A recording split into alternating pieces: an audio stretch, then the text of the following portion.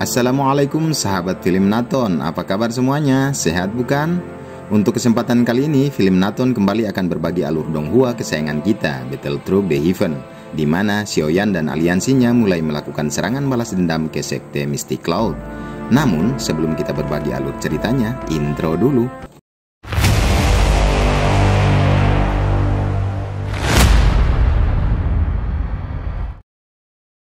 Oke sahabat Film Naton, setelah Xiaoyan melakukan pertemuan dan mendapat dukungan dari keluarga besar kerajaan Jiama, akhirnya diputuskan untuk melakukan penyerangan ke sekte Mystic Cloud.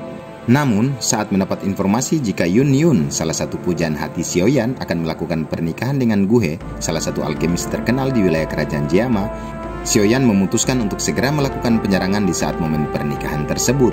Alasan Xiaoyan adalah jangan sampai sekte Mystic Cloud mendapat pijakan besar di kerajaan Jiama, mengingat Guhe adalah salah satu alkemis yang disegani. Pasti setelah pernikahan banyak ahli yang akan mengikuti Guhe ke sekte Mystic Cloud. Ini tentu jika terjadi akan menyulitkan Xiaoyan dan sekutunya ketika Mystic Cloud ketambahan banyak ahli. Mendengar alasan Xiaoyan, akhirnya pihak keluarga kerajaan dan beberapa keluarga besar lainnya menyetujui rencana Xiaoyan. Dan singkat cerita, tibalah saatnya pernikahan Yun dan Guhe. Sebagai salah satu sekte yang berdiri di puncak kerajaan Jiama, tentu acara pernikahan pun dibuat semewah mungkin. Dekor pernikahan dibuat serba merah. Yun pun tampak lebih cantik. Dan benar saja apa yang dikatakan Xiaoyan, karena yang menikah adalah alkemis atau raja obat Guhe, banyak para ahli yang datang. Tapi saat prosesi acara pernikahan, tiba-tiba pedang hitam besar Xiaoyan menyerang Yunsan. Tentu serangan ini tidak berdampak kepada Yunsan yang adalah seorang elit Douzong, maka serangan pedang hitam Xiaoyan dapat dimentalkan dengan mudah. Sementara itu, para tamu dan undangan yang hadir terpana melihat Xiaoyan yang hadir dengan para sekutunya.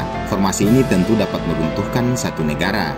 Namun karena keberadaan elit Douzong Yunsan, kehadiran Xiaoyan tidak membuat mereka khawatir, terlebih Xiaoyan baru berada di level Douang. Mendapati acara pernikahannya diganggu Xiaoyan, tentu membuat Guhe geram, apalagi antara Xiaoyan dan Yun diketahui ada hubungan khusus di masa lalu. Melihat kedatangan Xiaoyan sebagai raja obat dan telah berada di puncak level Douang, tentu tak membuat gentar Guhe. Melihat Guhe yang akan menantang dirinya, Xiaoyan memperingatkan bahwa kedatangannya untuk balas dendam urusan klan Xiao dengan Mystic Cloud. Namun Guhe karena kesal acara pernikahannya mendapat gangguan dari Xiaoyan, malah menantang Xiaoyan. Merasa keberadaan Guhe dapat mengganggu rencananya, maka Xiaoyan pun menantang duel dengan Guhe. Xiaoyan kepada Guhe mengatakan jika dia bisa mengalahkan Guhe hanya dengan 10 jurus. Maka jika Guhe kalah dengan 10 jurusnya itu, dia harus segera meninggalkan sekte Mystic Cloud dan tidak mengganggu urusan klan Xiao dengan Yunsan. Sontak pernyataan Xiaoyan pun membuat heboh orang-orang yang hadir saat itu. Mereka menilai Xiaoyan terlalu arogan dan tidak menyadari potensi diri. Bagaimana bisa seorang Douang bisa mengalahkan elit Douang? Dan pertarungan antara Guhe dan Xiaoyan pun tak terelakkan. Sebagai elit Douang, tentu Guhe tidak dengan mudah langsung dikalahkan oleh Xiaoyan. Bahkan pertarungan sengit antara keduanya sudah menghabiskan 8 jurus Xiaoyan. Sontak ini pun memberi asumsi bagi orang-orang yang menyaksikan bahwa Xiaoyan hanya bermulut besar. Guhe juga yang ternyata masih bisa dengan mudah mengimbangi Xiaoyan sampai jurus ke-8 merasa berbangga diri dan mulai menganggap rendah Xiaoyan. Sampai akhirnya Xiaoyan kepada Guhe mengatakan bahwa 2 jurus terakhir adalah akhir pertarungan keduanya. Mendengar kata-kata arogan Xiaoyan, Guhe langsung naik pitam. Maka dengan kekuatan penuhnya dia melompat dan menyerang Xiaoyan. Xiaoyan juga dengan api hijau di tangan kemudian bergegas menyerang Guhe. Benturan energi keduanya menggelegar bagai guntur.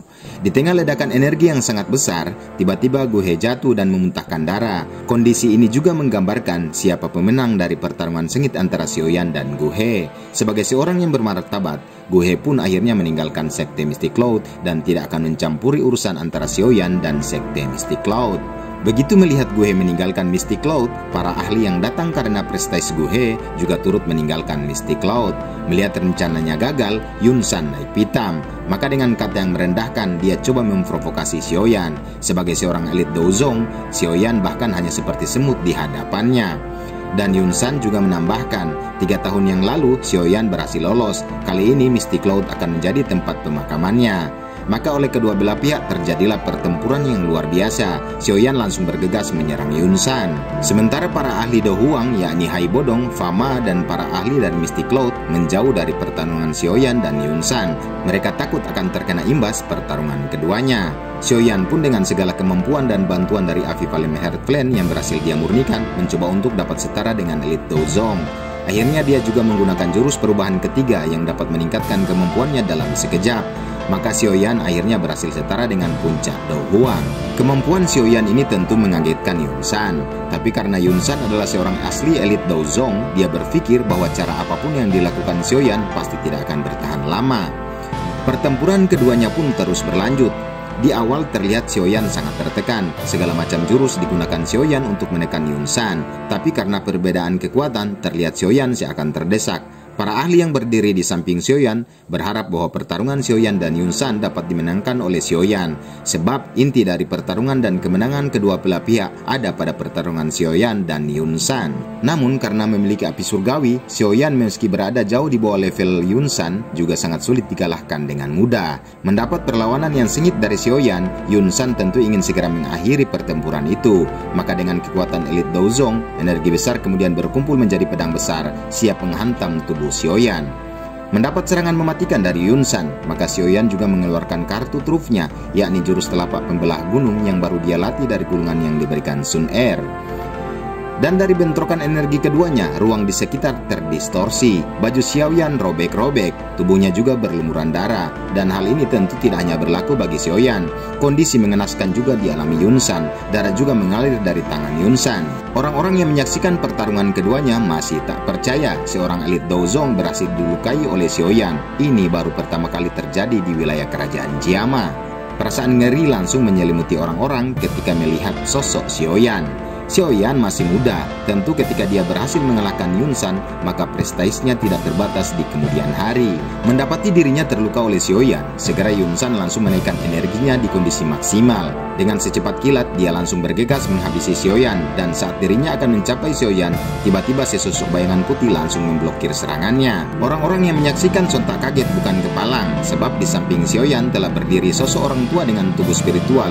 Yah, dialah Yao Lao, guru misterius Xiaoyan. Melihat kehadiran Yao Lao, Yun San tertawa lepas. Dia mengatakan meskipun dulunya Yao Lao adalah terbaik di benua Douqi, tapi saat ini dia hanyalah tubuh spiritual, hanya mampu mengeluarkan 50% dari kekuatan aslinya. Dan Yun San juga mengatakan bahwa kemunculan Yao Lao sebenarnya telah dinantikan oleh orang-orang yang mendukungnya. Seketika, sekelabat bayangan hitam langsung keluar dari dalam sekte Misty Cloud. Dialah salah satu tetua dari klan Jiwa. Maka melihat kehadiran klan Jiwa, Xiaoyan dengan kemampuan dirinya sendiri harus bertarung mati-matian dengan Yun San. Sementara gurunya akan menghadapi tetua Mo dari klan Jiwa. Sebelum akan mengeluarkan jurus pamungkasnya, Xiaoyan terlebih dahulu melihat arena pertempuran di sekitar. Dia cukup lega melihat Hai Bodong dan teman-temannya yang lain unggul dalam pertempuran. Bahkan beberapa tetua sekte Misty Cloud telah berhasil ditumbangkan. Maka Xiaoyan dengan cepat berpikir dan dengan gila akan coba menggabungkan 3 api surgawi. Melihat Xiaoyan akan menggabungkan api surgawi, dengan cepat Yun San coba akan menggagalkannya. Dan dengan mengandalkan langkah 3000 petir, Xiaoyan akhirnya bisa menghindar dari serangan-serangan brutal dari Yun San. Dan dengan segenap kekuatannya, Xiaoyan akhirnya berhasil menggabungkan 3 api surgawi miliknya dan melahirkan api lotus yang sangat dahsyat.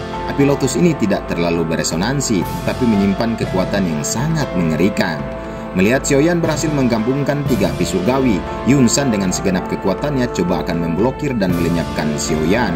Melihat serangan yang sangat besar dilontarkan Yun San, dengan segera Xiaoyan juga melepaskan lotus api. Dan bang!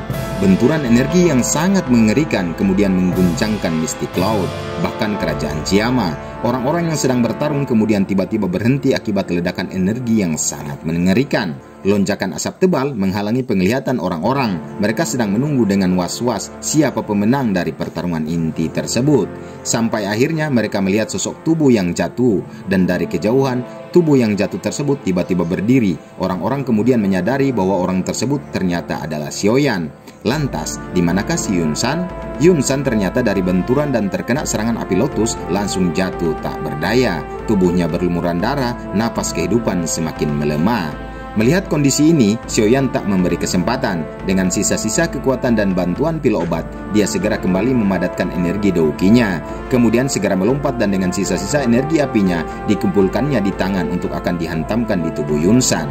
Tapi saat akan menghantamkan pukulannya, Yun segera menghentikan Xiaoyan. Dia bermohon agar Xiaoyan dapat menyudahi dendamnya. Tapi dengan lantang Xiaoyan kepada Yun mengatakan bahwa dengan kejahatan sekte Misty Cloud yang berkolusi dengan aula jiwa, menculik ayahnya, membantai klan Xiao, dan hampir melenyapkan Xiaoyan 3 tahun yang lalu, apakah perbuatan seperti itu pantas untuk dimaafkan? Cara satu-satunya hanya dibayar dengan darah, kata Xiaoyan. Mendengar jawaban dari Xiaoyan, Yun hanya bisa pasrah sambil tangannya terus bergetar karena di situasi yang sangat sulit. Bagaimanapun Yunsan adalah gurunya, tapi dia juga menyadari kesalahan yang telah diperbuat gurunya itu. Sementara Xiaoyan adalah sosok yang masih melekat indah di hati Yun. Yun kemudian tersadar dari lamunannya ketika dia mendengar teriakan Xiaoyan. Xiaoyan rupanya menumpahkan seluruh amarahnya. Dengan tangan yang telah terbungkus douki api, Xiaoyan kemudian melancarkan pukulan di tubuh Yunsan. Di setiap pukulannya, Xiaoyan berteriak, "Ini untuk balas dendam ayahku, ini untuk kakakku, ini untuk klanku." Nampaknya Xiaoyan menumpahkan seluruh apa yang telah dipendamnya selama ini untuk Yunsan. Orang-orang yang menyaksikan hanya bisa diam sambil merasakan kebencian Xiaoyan yang ditumpahkan seluruhnya kepada Yunsan. Mendapat pukulan yang bertubi-tubi dari Xiaoyan, nafas kehidupan Yunsan semakin lama semakin mengecil sampai akhirnya dia kehilangan nyawa.